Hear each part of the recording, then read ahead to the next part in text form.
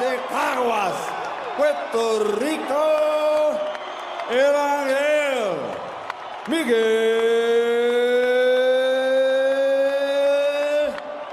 Cotto. How you doing, everyone? My name is Ryan and this is Ade, and welcome back to another edition of Boxtalk. There was this movie made in the 1930s. Everyone loved it, won Oscars, all sorts of things. King Kong. I did, yeah. It was the 30s, isn't it? Yeah, 1930s, and they remade it over the years and always do a rehashed version of King Kong somewhere down the line. They did the last one about 10 years ago, innit? They did. Yeah? They did. King Kong has come to boxing. Yes. Yeah. He comes in, and at the end of the fight, if he knocks you on your ass, he does the... Yeah. Luis Ortiz, the Cuban. Yeah. Feared. Yeah. Very feared, just like King Kong. Yes. And he's coming for Tyson Fury because he wants to be the heavyweight champion of the world. Yes. He's getting on in age, so he doesn't have a lot of time. So he's got to get through former heavyweight title contender Bryant Jennings on the 12th of December. Yep. Good fight. In a fight that you could make an argument makes him a legit new number contender. Yeah. I mean, yeah. For Bryant Jennings, it's hard to that position because obviously Vlad just fought him recently. But regardless, Deontay Wilder's up there, so he can be contender for that belt. Who's sanctioning this fight? Do you know? I'm not sure. Because that would be if you put it in perspective, it's like, okay, Fury's now the head of the division. Wilder, just because he's got a belt, I'll make him second. Not because I think he's worth anything. Vladimir gets a third. Yeah. Yeah. No, let me get it right. Fury first, Vladimir second, Wilder third. The winner of this fight comes in at fourth place because Jennings lost to Klitschko, but he didn't put himself in any shame. I'll take Povetkin's fourth. I think because he's run after that defeat, he has to be, doesn't he? No, I'll give you that. I'll give you that. Very quickly, before we touch on the fight, look guys, this is going to be a bloody good video. Hopefully. Yeah, Ring Magazine, did you see my tweet? So I said to them, Vlad lost. Yeah, Vlad lost. First loss in 11 years. He's out of the top 10. And then you put Pac-Man lost 3 and 6, and he's there. How can you lose once in 11 years and this go deleted? Just go delete. The same reason I mentioned on our video about the next pound for pound star. Pathetic. American, unless you're an American heavyweight, you get no credit in America.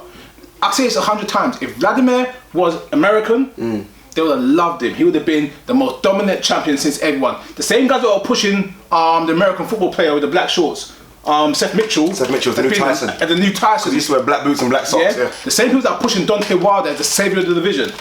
They would have loved to have a dominant heavyweight champion, regardless of colour, if he was an American. All right, back to the fight. This fight was supposed to happen a few months ago. Yeah. I think it was supposed to be. Jennings said, "You've not given me enough money." Yeah. Already that sounds alarm bells to me. It's almost like, you know, it's a tough fight. I want to be paid for this tough fight. Ortiz, for a lot of people that might not know Luis Ortiz, and understandably, he's not really had the marquee fights. He's probably biggest fight is still Latif Coyote. Yeah. And that's saying something because he's a cruiserweight. Yeah. But the way he annihilated him, yes, we know he failed the drug test after. So I'm not trying to skip that, but he annihilated him in the ring regardless. People were avoiding this kid like the plague. Tyson Fury, before the Klitschko fight, said, look, I will fight Joshua, Wilder, Klitschko. I'm not fighting Luis Ortiz because A, no one knows him, and B, it's too big a risk. Yeah. People are already starting to know this guy is too much of a beast. Even, and we said this in I think one of our Golovkin videos, sometimes you don't need the guy to fight a marquee fighter to see the skills he has. Yeah. I watched Luis Ortiz, and this guy's a 250-pound guy. Yeah. Watch the way he moves people. Yeah. It's almost a guy the way he puts together. Alright, he never puts, it's always combinations. Yeah. It's always 3 or 4 punches. This guy is a big threat to both Klitschko and Fury, Wilder, Hay, and Joshua's not going to go there. As being boxing fans, over time, your mind changes. In a sense, whereas what you liked last year, you don't like this year. Yeah. What impressed you at one time, don't impress you no more because, you know, you always evolve in certain things. Yeah. And I consider myself knowledgeable. Now I'm trying to say. I'll give you that tag. More than knowledgeable. Well, I'll give you that tag. But remember, the knowledge is the knowledge. No, but the point I'm making is though, is that sometimes people have to open your eyes. And there was an interview with Kevin Kelly about 6 months ago that opened my eyes. When he said, guys like Lomachenko don't need 15, 20, 30 fights to get a world title, or to fight, because he said that when you have 300 plus amateur fights, when you're world champion, Olympic champion, this champion, that champion, and you've been fighting for 5, 6, 7, 8 years, you're already a seasoned pro. All you need to do is get your fitness up to 12 rounds. And that is where I am with Luis Ortiz. Whereas, yes, he's had fights, but yes, he hasn't had the marquee names on his record, but he doesn't need the marquee names because his skill and ability is clearly obvious when you watch him fight. Same could be said of Tyson Fury. For the Klitschko fight, I mean, his biggest name was Chisora. And then it was a Christian Hamer, then it was other just cab driver people. But look what he's done. That's what I'm trying to say. You don't need to go through the top 15, 20 to know you're good. Just to know you're good. No, I mean, some people just actually have that ability naturally and they put it together. Yes, Ortiz ain't been fighting the best guys, but the way he's been laying them out is the way you're supposed to lay guys out when you're not fighting the best guys. I like Bryant Jennings. I told Ade before he was coming up, watch out for this kid. He's the guy that I'm looking for in the heavyweight division. But when he fought Vladimir, I said it was 2 or 3 fights too soon. This is a big step up for Luis Ortiz. Jennings is very, very capable, but I'm concerned that Jennings hasn't fought since Klitschko lost. And like you said, he didn't want the fight. Didn't want the fight in the first place. Look, I think personally, I like Jennings. Jennings in this division of monsters. Look, we said David Hayes small. There's not much difference, you know. Jennings is a very small heavyweight in a division where if you're not 6'6" and 6'5", or you know, even Anthony Joshua compared to some of these guys is not that big. These guys are walking giants. And I feel like Jennings just size causes some problems, and he's not as explosive as a David Hay either. So when you're not that explosive and you're not naturally that big, the problems are already there.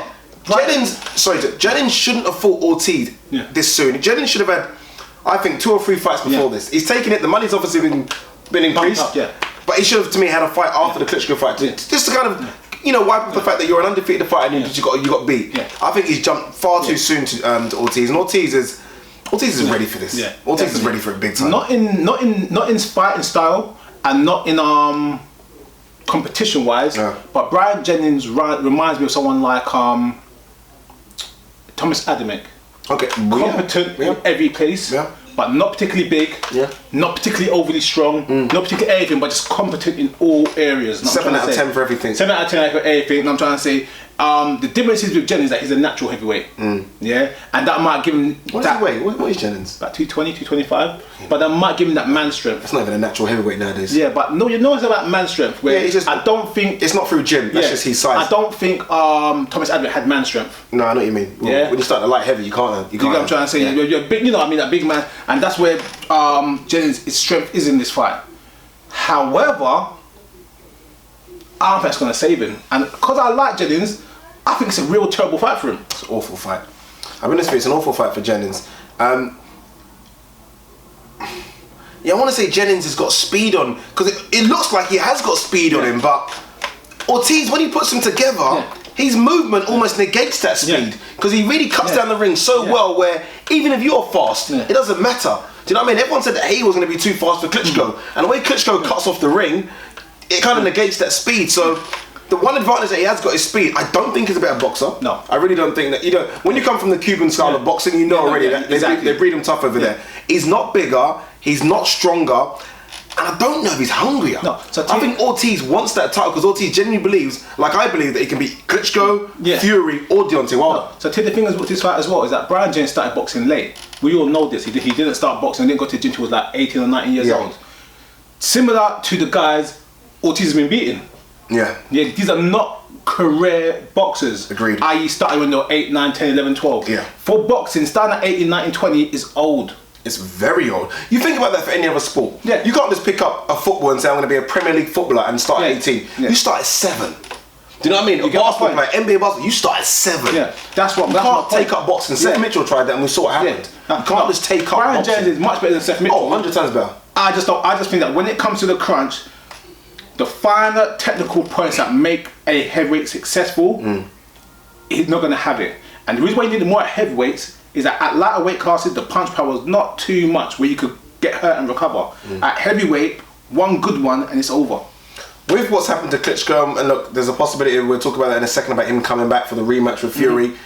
Regardless, I don't think rematches help. It's proven that over the record. We'll talk about a few names later. How do you think Ortiz will fare against Deontay Wilder, Fury, Hey? I think Ortiz holds his weight very, very well against all of them. And I think because he's 35, he knows time is not on his side. Yeah. When he had his drug ban, his plea was that, look, I need to make some money in my career. This is my only thing I know. I've escaped from Cuba for this.